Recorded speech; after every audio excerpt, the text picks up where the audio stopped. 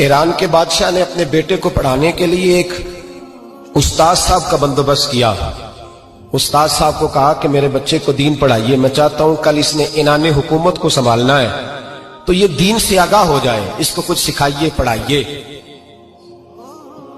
بہت نیک بزرگ بڑے درویش عالم پڑھانے لگے، اسباق مکمل ہو گئے، دین کے اسباق قرآن مجید پڑھایا، احادیث طیبہ کا درس دیا، اصول فقہ سے روشناس کرایا۔ جب بچے نے مکمل تعلیم حاصل کر لی اور آمین ہو گئی، دستار ہو گئی، فارغ ہو گئے، تو پھر ایک دن استاد صاحب نے کہا بیٹے کل تم نے ضرور آنا ہے، کچھ بات کرنی ہے۔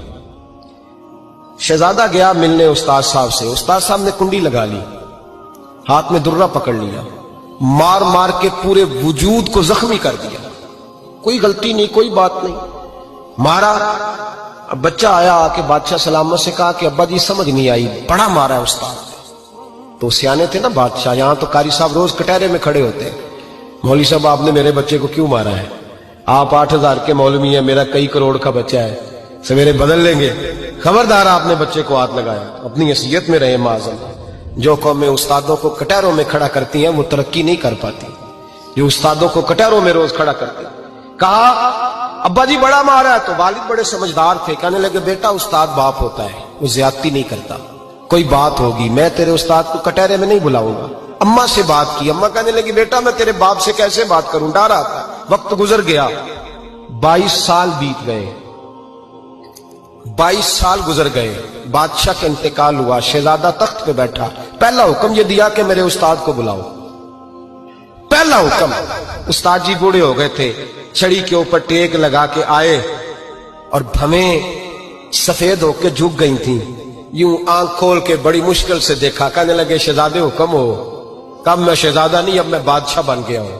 استاد جی 22 سال بیت گئے، آپ نے مارا تھا، پر وہ درد چونکہ زیادتی کی تھی، میرا قصور کوئی نہیں تھا، تو نہ میری روح سے درد گیا ہے نہ میرے جسم سے گیا ہے، میں بے اختیار تھا، پوچھ نہیں سکتا تھا، آج با اختیار ہوا ہوں۔ سب سے پہلے پہلا حکم آپ کو دیا، بلایا ہے، بتائے کیوں مارا تھا، کیوں مجھے مارا تھا، میری زیادتی بتائے۔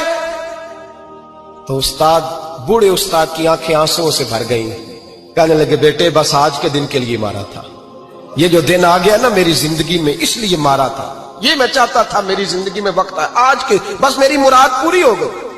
کہا صاحب کس لیے، مجھے بھی سمجھائے۔ آپ فرمانے لگے کتنی دیر ہو گئی تجھے مار کھائے ہوئے، کتنا زمانہ بیت گیا؟ کہنے لگا 22 سال۔ فرمایا زخم بھولے تو نہیں، درد ختم تو نہیں ہوئی، تمہیں بات 1 منٹ کے لیے بھی تمہارے حافظے سے محو تو نہیں ہوئی؟ کہ استاد جی روز رات کو یاد آتی، روز خیال آتا تھا۔ استاد کہنے لگے بھائی تو بے اختیار تھا، پوچھ نہیں سکا، 22 سال تجھے یاد رہا، مجھے پتا تھا تو ایک دن حکمران بنے گا، میں نے تجھے اس لیے مارا تھا کہ بیٹے یاد رکھنا، کسی پہ ظلم نہ کرنا، اگر تجھے 22 سال تک یاد رہا ہے تو جس پر تو ظلم کرے گا اسے بھی قیامت تک یاد رہے گا، اور یہ یاد رکھنا تو آج با اختیار ہوا تو تو نے مجھے بلا لیا ہے، قیامت کے دن غریب با اختیار ہو جائیں گے، مظلوم با اختیار ہو جائیں گے، وہ با اختیار ہوں گے، للہ الواحد القہار، رب کریم کی بارگاہ کے اندر ان کا اختیار ہوگا، اکیلے اللہ کی حکمرانی ہوگی، پھر وہ بلائیں گے بڑے بڑے کج کلا، دنیا میں جن کی پگڑیاں اونچی تھیں وہ سر جھکائے کھڑے ہوں گے، دنیا میں جو ڈکٹیٹر بنتے تھے ان کی پشتیں لال ہوں گی، ان کو غدار لکھا جائے گا، قیامت تک نہیں بھولے گا۔ ظلم کرنا تو سوچ سمجھ کے کرنا، اتنا کرنا جتنا تم سہ سکتے ہو، اتنی زیادتی کرنا جتنی قیامت میں تم برداشت کر سکتے ہو۔